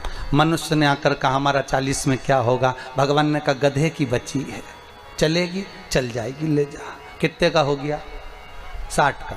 थोड़ी देर बाद कुत्ता आ गया, कुत्ते ने कहा प्रभु हमको 40 साल का बना दिया, हम दरवाजे पे बैठे रहें, वहीं से भोंकते रहें, लोगों की जूठन खाते रहें, हमारी उम्र कम कर दो। भगवान ने कहा कुत्ता आज से तू 20 साल का।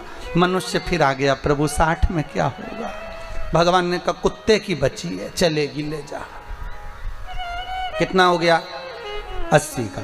थोड़ी देर बाद उल्लू आ गया, उल्लू ने कहा प्रभु हमको रात रात भर पेड़ पे बैठना पड़ता है, जगना पड़ता है, नींद आती नहीं है, हमारी उम्र कम कर दो। भगवान ने कहा ठीक उल्लू, आज से तू 20 साल का। मनुष्य बोला 80 में हमारा क्या होगा? भगवान ने कहा उल्लू की बच्ची चलेगी, ले जा। कितने का हो गया? 100 का। मनुष्य की सही उम्र है 40 साल, बाकी की जितनी उम्र है ये तो दूसरे की उम्र है। 40 के बाद जो 60 तक की उम्र है वो गधे की लगी, इसलिए गधे जैसा बोझा ढोता है, बच्चों को पढ़ाना है, लिखाना है, बहन के घर जाना है, मायरा भरना है, ब्याह करना है, शादी करना है, काम धंधा करना है, ये करना है, तो गधे जैसा बोझा ढोता है। जब गधे की उम्र पूरी हो जाती है 60 साल, फिर किसकी आ गई?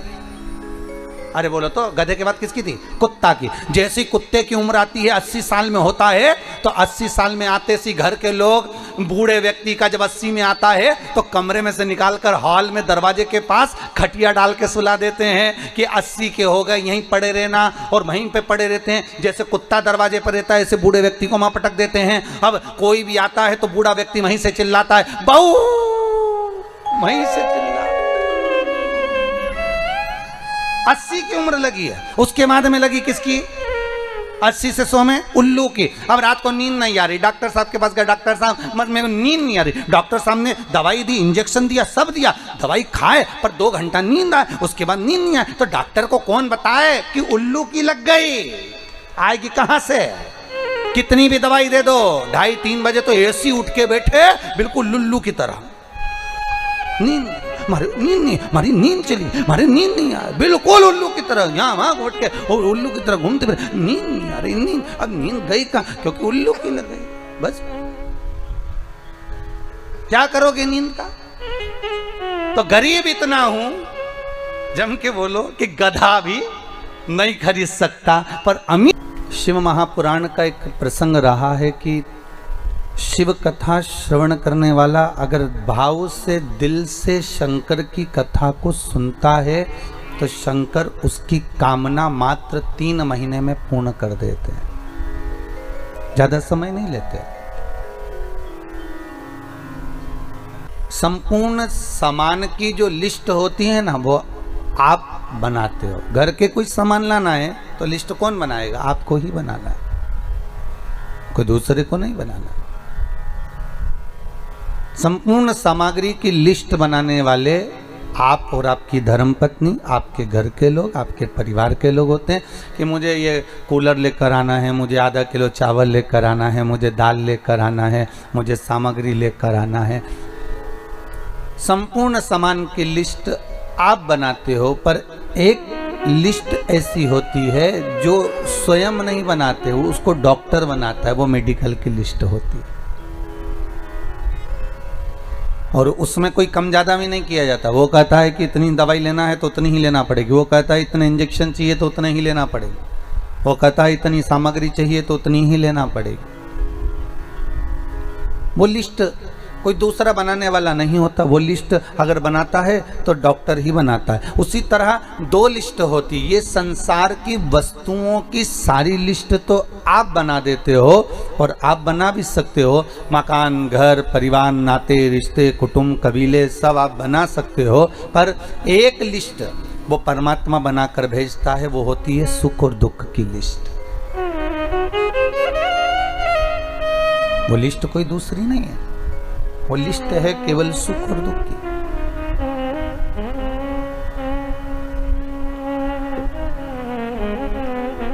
कितना सुख है जीवन में, कितना दुख है,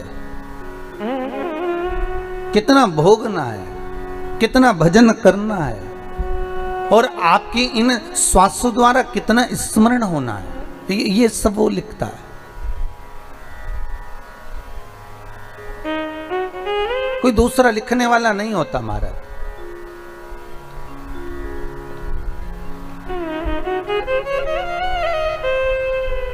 अगर हमें थोड़ा सा भी दुख प्राप्त हो रहा है तो उसने लिखकर भेजा होगा कि ये दुख हमको भोगना है महाराज। किसी ने पूछा था कि गुरुदेव अगर भाग्य में दुख लिखा ही है तो फिर शिव महापुराण में जाने से फायदा क्या है? फिर भजन करने से क्या लाभ है? फिर कथा सुनने से मतलब क्या है? अगर दुख लिखा ही है, दुख भोगना ही है, और दुख लिखा है और दुख भोगना ही है, तो फिर कथा तत्व से मतलब क्या है? फिर दान क्यों, फिर भजन क्यों, फिर स्मरण क्यों, फिर कीर्तन क्यों, किस लिए? फिर उसका कोई महत्व ही नहीं। फिर मंदिर क्यों, फिर तीर्थ क्यों, फिर नाम जाप क्यों, किस लिए? पर शिव महापुराण की कथा कहती है कि दुख लिखने वाले ने तो लिख दिया, ठीक है, लिखने वाले ने तो जो लिखा वो लिख दिया, पर एक बात याद रखिए कि लिखने वाले ने लिख तो दिया, उसकी मर्जी थी, उसने कितना दुख कितना सुख लिखा ये उसके ऊपर है। पर एक बात याद रखो कि उस दुख सुख को हमें भोगना है, पर भोगने से पहले सुख जब हम भोगते हैं तो हमको बड़ा आनंद आता है, बड़ा एंजॉयफुल अपनी ज़िंदगी को जीते हैं। पर थोड़ा सा दुख अगर हमारी ज़िंदगी में सम्मुख में आ जाता है तो हम रोना चालू कर देते हैं, हम बिलखना चालू कर देते हैं, हम ये भूल जाते हैं कि परमात्मा ने अगर सुख में हमारा साथ दिया तो दुख में भी तो देगा, छोड़ तो ना देगा वो।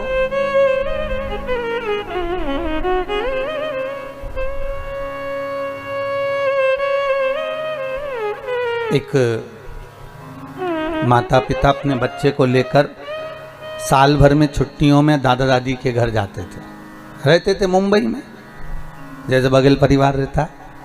हाँ, रहता भले वहाँ हो, पर साल भर में एक बार तो आते ही होगे महाराज आप लोग, है वर्ष में एक बार अपने माता से मिलने के लिए, गांव में देखने के लिए। भले आप मुंबई रह रहे हैं, भले आप मुंबई निवास कर रहे हैं, तो वो माता पिता के पास में अपने दादा दादी के पास अपने बच्चों को लेकर पहुंचते हैं, और बच्चों को लेकर पहुंचता, और माँ रहते कम से कम 1 महीना 15 दिन 20 दिन छुट्टियों को बड़े आराम से अपने जीवन को निकालते।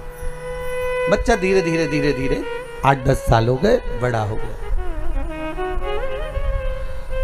अब बच्चा बड़ा हो गया तो वो बच्चा जब बड़ा हो जाता है तो बच्चा कहता है पापा अब की बार दादी के घर में खुद जाऊंगा, आप मुझे ट्रेन में बिठा देना, और मैंने सब देख लिया कि ट्रेन में कहाँ से बैठना है, कहाँ उतरना है, कैसे बैठना है, क्या करना है, टिकट कहाँ से लेना है, सब मैंने देख लिया, आप चिंता मत करना, मैं बैठ जाऊंगा और चले जाऊंगा। लड़का हो गया बड़ा, 12-15 साल का, 20-15 साल का, और 10-15 साल का बालक बोला अब मुझे जाने दो, अब मेरे को जाना है।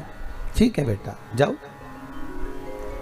पापा ने कहा नहीं नहीं नहीं, बहुत लंबा सफर है बच्चा, ए बाबुआ ये समय अच्छा नहीं चल रहा है, ये सफर बहुत लंबा है, तुम जाकर करोगे क्या, हम तुम्हारे साथ चलते। नहीं माँ, नहीं पापा, नहीं बाबूजी, मैं भी चलूंगा। ठीक है चलो, अब आप मत जाओ, हम चले जाएंगे। बबुआ को टिकट दिला दिया, और बालक को जब टिकट दिलाया ट्रेन का, पिताजी उसको स्टेशन छोड़ने के लिए गए, समझाया आराम से बैठना, डरना नहीं, टीटी आए, टीसी आए, उसको टिकट दिखा देना और बिल्कुल मत घबराना हो, और भोजन रख दिया है झोले के अंदर, खा लेना, स्टेशन पर उतर जाना, ध्यान रखना, आराम से जाना, चिंता मत करना। और बेटा कहने लगा पापा मैंने साथ देख लिया है, आप चिंता मत करो, मैं आराम से चले जाऊंगा, आप क्यों टेंशन ले रहे हो, आपको चिंता करने की जरूरत नहीं, मैं सब पहुंच जाऊंगा, अब तो मैंने देख लिया, अब आप कोई टेंशन नहीं है, हो आप तो जाओ।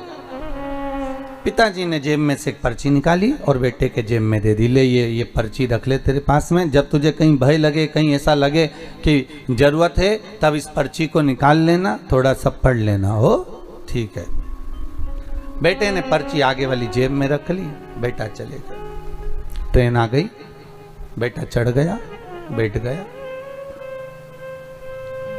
चले, ट्रेन चल दी, इसको जगह मिल गई, बड़े आराम से बैठा हुआ था, बड़े आराम से,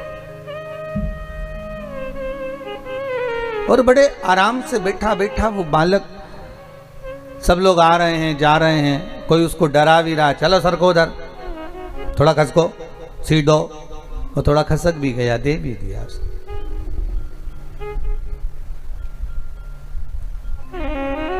2-4 गांव निकल गए, एक आदमी चढ़ा, सीट के चक्कर में उसको डराने लगा, आंखें दिखाने लगा, वो घबराने लगा, आंख में से आंसू बहने लगे, भूख भी लग रही थी, रो रहा था। आंख से जब अश्रु गिरे तो मन में आया मेरे बाबूजी ने, मेरे पिता ने एक चिट्ठी मेरी जेब में रखी थी, उस चिट्ठी को निकालता हूँ। उस पर्ची को निकाला और निकाल कर पढ़ा तो उस पर्ची पर लिखा हुआ था, चिंता मत करना, पीछे वाले डब्बे में मैं बैठा हुआ हूं, चिंता मत करना, पीछे वाले डब्बे में मैं बैठा हुआ हूं। बेटे का विल पावर मजबूत हो गया, आंख का आंसू पोंछ लिया, अब डरता नहीं है, क्योंकि पीछे वाले डब्बे में पिता बैठा हुआ है। जीवन में इस तरह के दुख, तकलीफ, कष्ट जिंदगी में बहुत आएंगे, डराने वाले भी मिलेंगे, घबराने वाले भी मिलेंगे, आंख दिखाने वाले भी मिलेंगे। आंखों में आंसू जब आए तो चिंता मत करना, इस कथा को, शिव महापुराण की इस कथा को याद करना कि पीछे वाले डब्बे में मेरा भोलेनाथ बैठा हुआ है, चिंता करने की जरूरत नहीं है, तू तो अपना कर्म किए जा, बाकी की चिंता वो विश्वनाथ करेगा। वो बाप जगत का पिता, हम कहते हैं ब्रह्मा के पिता हैं भगवान विष्णु, क्योंकि नाभि से प्रकट हुए हैं।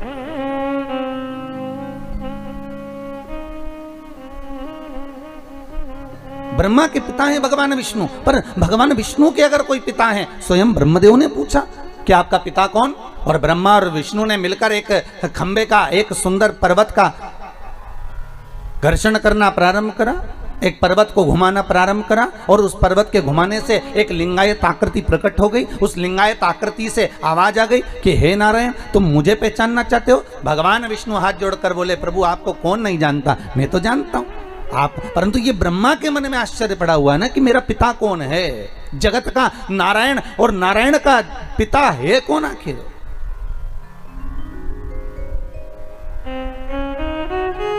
मेरे मन में संशय नहीं है। चिंता दूसरों को होती है, सब बड़ा टेंशन है दूसरों को, अपने को चिंता नहीं इतनी हो जितनी दूसरों को चिंता है। इतने बड़े बड़े बच्चे हो गए, ना जाने शादी कब करेंगे। अरे बच्चे उनके सही है कि गलत है, बड़े भी हो गए तो उनके घर में हो गए, पढ़ लिख गए तो उनके घर में लिख गए, पर टेंशन इनको हो गई कि बताओ इतने बड़े बड़े हो गए, फिर टेंशन हो गया इतनी सारी जमीन खरीदते जा रहे हैं, करेंगे क्या, सारी फैक्ट्रियां लाकर यही गांव में पांडे तारा में तो ना डाल देंगे, बड़ी चिंता। एक बिल्डिंग बन गई, ये उसी में का हाल हो गया। अरे बाबा, जैसे एक बुढ़िया बाहर बैठी थी और उसके सामने से कपास की गाड़ी निकल कर गई, और जैसी कपास की गाड़ी निकल कर गई तो बुढ़िया के मन में आया इतना कपास गाड़ी भरकर, राम जी राम कितने का बिकेगा, और बिकेगा तो कितना पैसा आ जाएगा, और पैसा आ जाएगा तो इनकी तो बिल्डिंगें बन जाएगी। बुढ़िया टेंशन लेके चक्कर खा के नीचे गिर गई। घर के बेटे आए, बुढ़िया को उठा कर ले गए तो पानी का छींटा दिया, पर बुढ़िया नहीं उठी। डॉक्टर को बुलाया, डॉक्टर साहब हमारी अम्मा को कुछ हो गया। अम्मा को क्या हो गया? अम्मा को देखा तो बढ़िया है, सांस भी अच्छी चल रही है, इसका सब बीपी मीपी शुगर मुगर सब बढ़िया, फिर इस पर पानी का छींटा दो। उठाया, नहीं उठा, अम्मा नहीं उठ रही साहब। डॉक्टर साहब देखो जरा, आधा घंटा हो गया अम्मा नहीं उठी, पूरे गांव में खबर हो गई कि बेचारी वो अम्मा बाहर बैठी थी और चक्कर खा के गिर गई, ना जाने उसको क्या हो गया, उठ ही नहीं रही है। इसको तो उठाया, उठ ही नहीं रही है। तब एक पड़ोसन को मालूम पड़ा, और पड़ोसन इसके पास बहुत बैठती थी, तो पड़ोसन आई, क्या हो गया जीजी को, हुआ क्या? कि बस सामने से कपास की गाड़ी निकल कर गई और जीजी चक्कर खा के गिर गई। इतने में पड़ोसन ने कहा, चिंता मत करो, सब हट जाओ यहाँ से, अभी थोड़ी देर में उठ जाएगी, तुम चिंता मत करो। और ये बाहर गई पड़ोसन, और दौड़ती दौड़ती आई और आकर बोली, जीजी उठ, अरे जीजी उठ, तेरे सामने से जो कपास की गाड़ी गई थी ना उसमें आग लग गई। जीजी उठ के बैठ गई, जीजी तुरंत उठ के बैठ गई। क्यों? क्योंकि जगत संसार को आप अगर आगे बढ़ रहे हो, जगत संसार को आप अगर अग्रण्य भाव में बढ़ते जा रहे हो, जगत संसार में अगर आप कुछ अच्छा करते चले जा रहे हो, तो दुनिया के लोगों को टेंशन में आ जाते हैं, और टेंशन लेते लेते ही बस यही सोच सोच के मर जाते हैं, इतने बड़े बच्चे हो गए इनके, शादी कब करेगी, इतनी जमीन ले ली, ना जाने क्या होगा, मकान काय को बना लिया, जब सभी की सभी को मुंबई में रहना था तो गाँव में बनाने की जरूरत क्या थी, और बनाना भी था तो एक ही कमरा बनाना था, 12 काय को बनाए। अरे 12 इन्होंने इसलिए कमरे बनाए कि एक ज्योतिर्लिंग का एक कमरा। 12 कमरे कितने ज्योतिर्लिंग के हो गए? अरे बोलो तो सही। अरे इनको मालूम था किसी और वाला महाराज आएगा, अकेले नहीं आएगा, एक एक हर ज्योतिर्लिंग का एक शंकर लेकर आएगा और हर कमरे में एक शंकर रहेगा, इसलिए 12 बनाए हो, टेंशन न लीजिएगा। शिव करुणा सागर, पर चिंता हमें व्याप रही, हम सोच रहे हैं होगा क्या। छोड़ दो, पीछे वाले डब्बे में वो बैठा हुआ है, तुम 2 कदम आगे बढ़ते हो, तुम्हारे पीछे पीछे सपोर्ट करने के लिए मेरा कालों का काल महाकाल पीछे से चलता रहता है, पीछे से। आगे क्यों नहीं आता? गुरुदेव आप कहते हो कालों का काल महाकाल चल रहा है, तो आगे क्यों नहीं आता? किस लिए?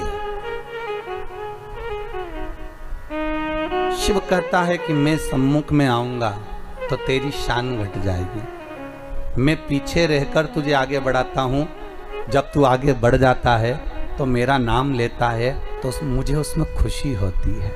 माँ, एक घर की माता सबसे ज्यादा प्रसन्न कब होती है? जल्दी उत्तर दो रे भैया, बहुत प्रेम से उत्तर देना हो।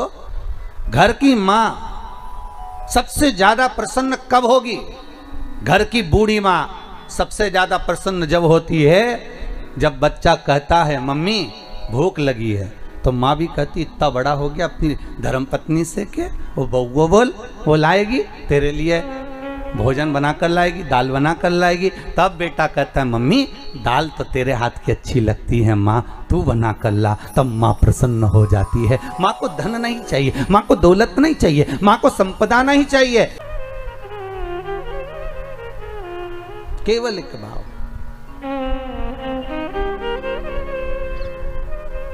और जब निर्मल मन, निर्मल विचार, निर्मल सोच, निर्मल बुद्धि, निर्मल चित्त हमारे भीतर का आ जाता है महाराज, तब दुनिया का संपूर्ण सुख हमारे सम्मुख में हो जाता है। केवल मन,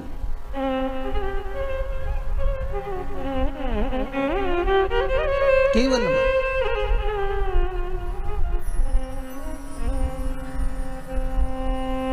और ये मन, ये चित्त, ये वृत्ति शिव के साथ जब लग जाए, आप अगर दिल से परमात्मा को रिझा रहे हो, आप अगर दिल से परमात्मा को बुला रहे हो, तो उस परमात्मा को तुम्हारे सम्मुख में होना जरूरी है। फिर वही बात आ गई, बच्चा घबराया तो पिता ने जेब में एक पर्ची डाल दी। वो पर्ची केवल उस बालक की जेब में नहीं है,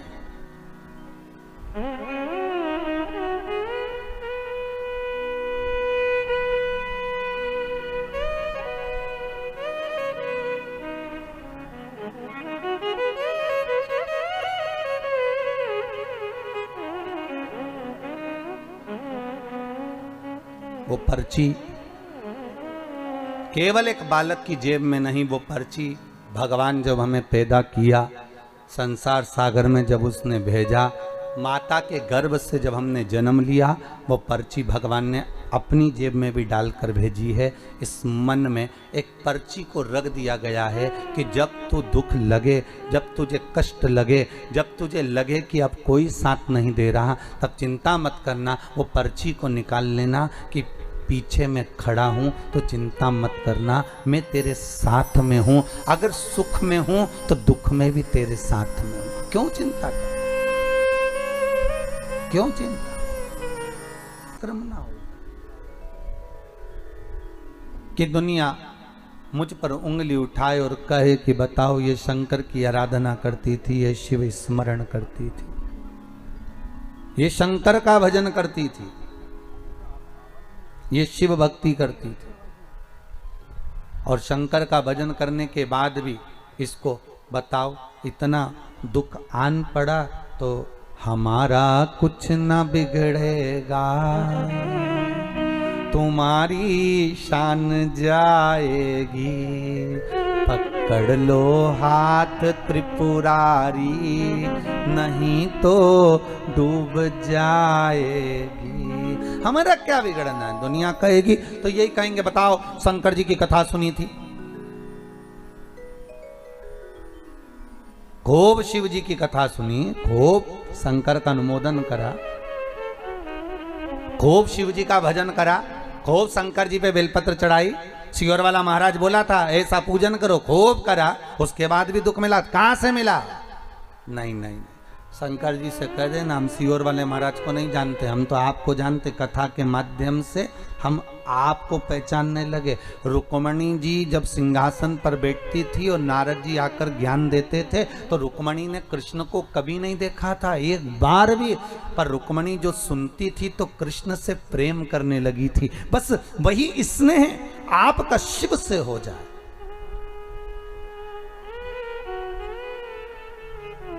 ये जो प्रेम होता है ना, इस प्रेम में होता ही ऐसा है, जिससे आप प्रेम करते हो ना उसको दुख होता है ना, तो जो आपसे प्रेम करता है ना दुख उसको ज्यादा होता है। बताओ, उसका मोबाइल ले लिया, उससे बात नहीं करने दे रहा, मैं उसको दूसरा दिला दूंगा। शंकर, ये प्रेम वाली बात है। अगर हम शिव से स्नेह करते हैं तो दुख तुम्हारा होगा तो रोने वाला शिव होगा, कष्ट मिटाने वाला शंकर होगा।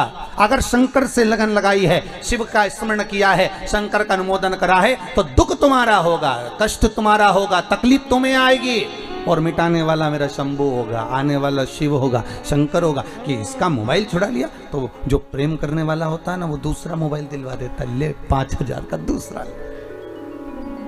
और अगर मम्मी ने ये भी ले लिया तो चिंता मत कर, और दूसरा दिला दूंगा। शंकर जी भी ऐसा ही, तू मुझसे प्रेम करता है, तेरे को अगर दुख आया चिंता मत करना, दुनिया ताने देगी, गाली देगी, अपशब्द कहेगी, मैं बैठा हूँ पीछे से डब्बे में, तो मैं ही हूँ ना पीछे, चिंता क्यों करता। और अगर दुनिया की वस्तु कुछ ले भी ली तो मैं बैठा हूँ, क्यों चिंता करना। जी भगवान शिव को जयमाला पहनाएंगी, दर्शन करिए आप भगवान की जयमाला का।